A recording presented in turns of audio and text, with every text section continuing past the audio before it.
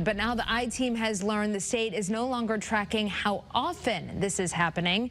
Your consumer investigative reporter, Cassidy Williams, has been following this issue for months. She joins us now in the studio with the latest on this. Cassidy. Well, the state may no longer keep data on how many people are reporting this, but since the start of the year, the I-Team has heard from a half dozen people who each had hundreds of dollars stolen. The good news is we've learned more security for the system is coming. Everybody have their own appetite. How hard is it to feed 3 teenagers? It's hard. It's hard. But I manage it. I manage it because I learned how to budget. Annette Armstrong in Hartford takes care of her 3 teenaged grandkids. And this is just some of the snacks that I buy for the kids. It's a difficult task made even harder this month when $1,200 worth of federal SNAP benefits were stolen from her EBT account. I was like so upset again, went into a whole anxiety and a panic attack.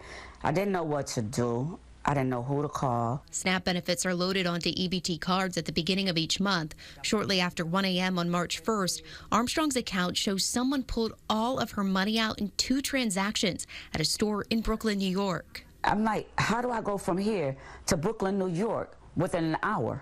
She walked into the Department of Social Services office for help the next day. One of the workers said, well, if you're in line because your cash benefits or your food stamps benefits were stolen, we're not replacing anything. The program to replace stolen SNAP benefits ended on December 20th after Congress's latest budget did not include funding for the program.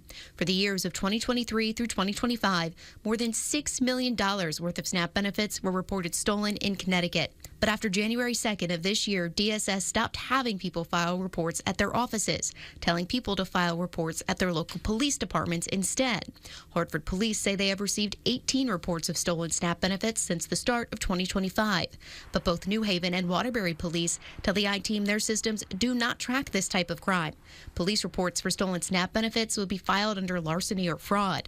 So without DSS keeping tabs on this, there is no real way to get statewide data for how often this is happening, and no way to know if it's gotten worse since the reimbursement program ended. Why isn't DSS tracking these reports anymore?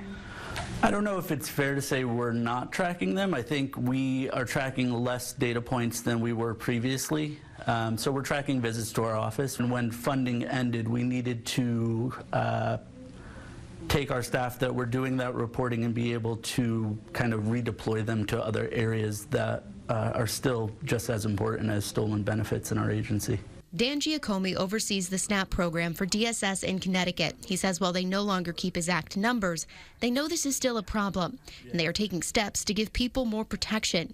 They're working on launching a new feature that would allow people to lock and unlock their accounts. It's as simple as a toggle switch on your phone that they'd be able to go to our My DSS mobile app, log in, and just toggle it locked. And then when they're going to make their next purchase or going to shop again, same thing, go back online and toggle it to unlock. It's a feature Armstrong plans to use, but she still thinks more should be done. This is money that you guys are giving, the government is giving to us. Somebody needs to know where it's coming from, who's doing it, where it's coming from, and how often it is happening.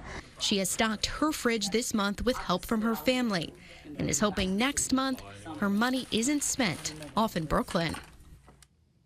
Now, this new lock and unlock feature is expected to launch this fall. For now, DSS says the best way to protect yourself is to change your EBT PIN every month.